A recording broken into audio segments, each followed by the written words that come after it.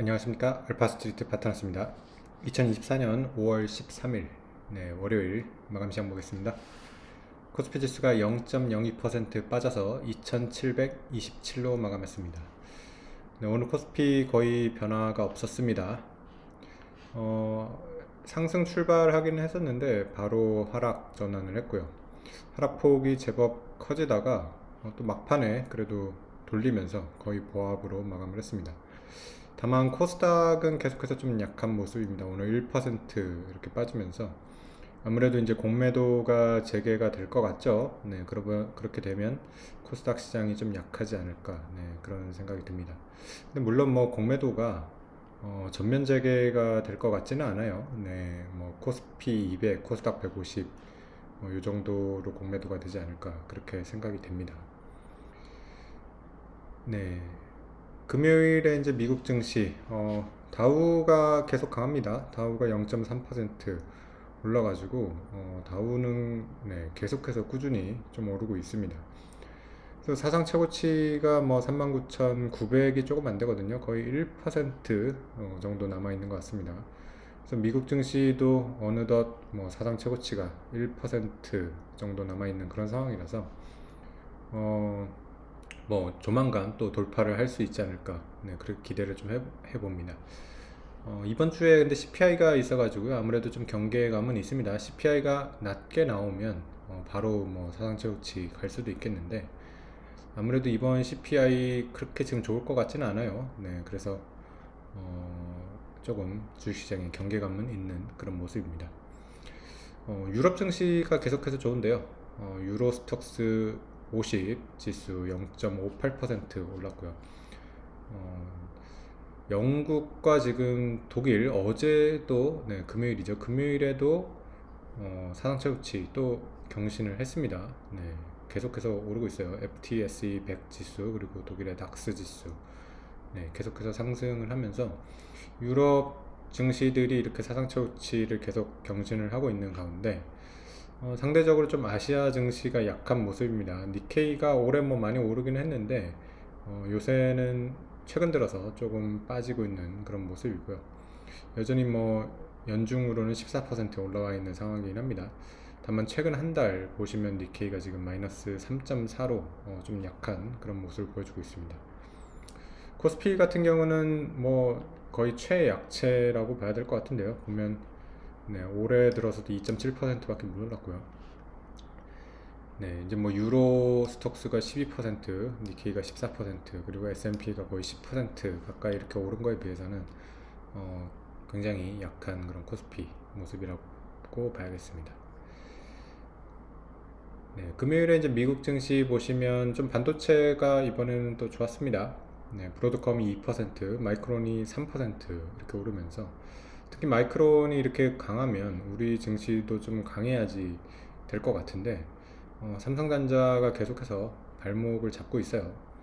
보면 마이크론보다도 훨씬 지금 못 따라가고 있는 그런 모습인데요. 사실 예전에 마이크론이랑 삼성전자랑 가격이 거의 비슷비슷하게 갔습니다.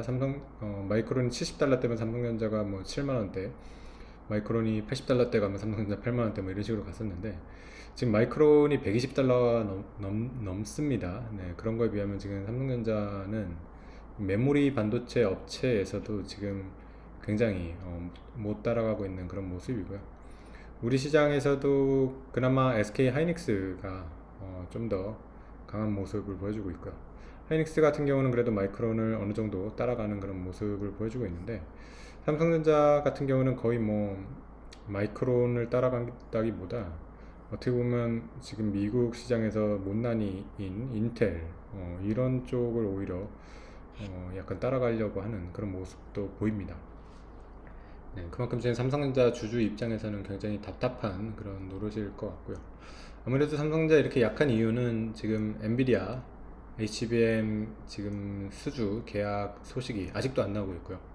정말 이거를 1년 이상 지금 기다리고 있는데 아직도 소식이 없습니다. 이거는 뭐 삼성전자가 기술적으로 HBM에서는 많이 밀린다고 이렇게 봐야 될 것 같고요. 어떻게 보면 이제 우리나라의 삼성전자 시대가 저무는 게 아닌가 그런 좀 우려도 들고 있습니다.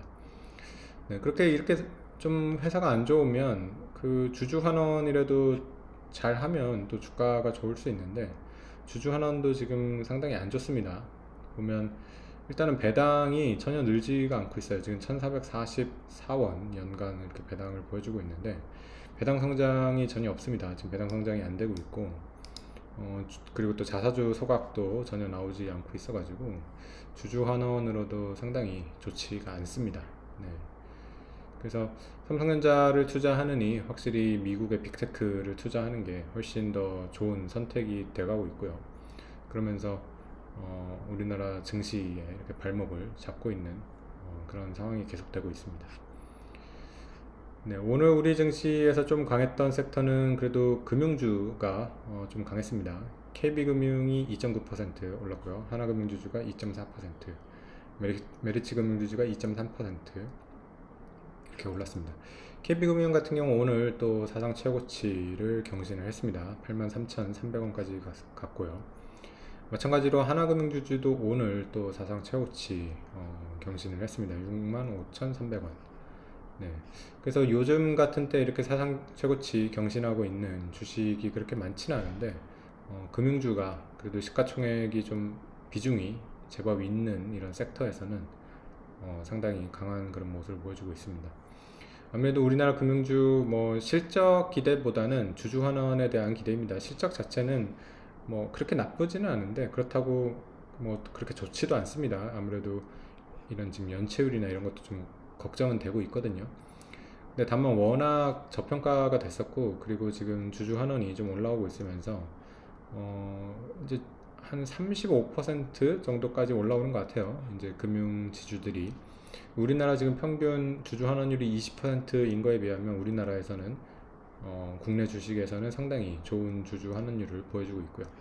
물론 미국이나 이런 선진국이 100%, 70% 이상의 이런 주주 환원율을 보여주는 거에 비해서는 여전히 상당히 낮다고 이렇게 볼 수가 있는데, 결국에는 그만큼 따라갈 가능성도 이렇게 좀 보는 것 같습니다. KB금융 같은 경우는 한 50%까지는 장기적으로 올라가지 않을까, 네, 그런 기대를 좀 해봅니다. 만약에 주주 환원이 50%까지 올라간다고 하면 무난하게 10만원 이상의 주가도 볼 수 있지 않을까, 네, 그렇게 또 생각이 됩니다. 네, 그리고 오늘 또 조선주가 괜찮았네요. 현대 HD 현대중공업이 5%, 네, 그리고 한국조선해양이 이것도 5%, 하나오션도 5% 가까이 이렇게 올랐습니다. 오늘 또 반면에 한국전력 같은 경우는 실적 발표가 했는데 좀 안 좋아요, 생각보다. 네, 그래서 좀 실적이 개선되는 듯 하다가 다시 또 조금 안 좋아지고 있어가지고 적자가 나진 않았습니다만 생각보다 영업이익이 좀 적게 나왔습니다. 그래서 이제 오늘 6% 이렇게 또 하락을 했습니다. 아무래도 한국전력 같은 경우는 좀 전기료 인상을 하기는 했는데 그렇게 많이 할 수는 없을 것 같아요. 왜냐하면 지금 우리나라 전체적인 그런 산업 경쟁력에 영향을 주기 때문에 그렇게 크게 이익을 내지는 못할 것 같다 보니까 아무래도 주가적으로는 그렇게 재미는 없는 그런 상황인 것 같습니다. 네, 그래서 오늘 우리 증시 보합 수준으로 이렇게 마무리를 했는데, CPI가 이번 주에 있다 보니까요. 네, 아무래도 우리 증시 워낙 약하다 보니까 이런 또 중요한 지표를 앞두고서는 먼저 이렇게 가기는 좀 힘든 그런 모습이 항상 보이고 있고요. CPI가 또 잘 넘어가고 생각보다 그렇게 나쁘지 않다. 그리고 또 미국 증시가 다시 또 이렇게 사상 최고치를 넘는다던가 이런 식으로 좀 글로벌 좀 분위기가 좋아지면 코스피가 좀 뒤늦게 따라갈 수 있지 않을까, 네, 그렇게 생각이 됩니다. 일단은 2700대에서 그렇게 큰 움직임은 없는 당분간의 그런 지금 코스피 모습인 것 같습니다. 네, 오늘 시황은 여기까지 하겠습니다. 감사합니다.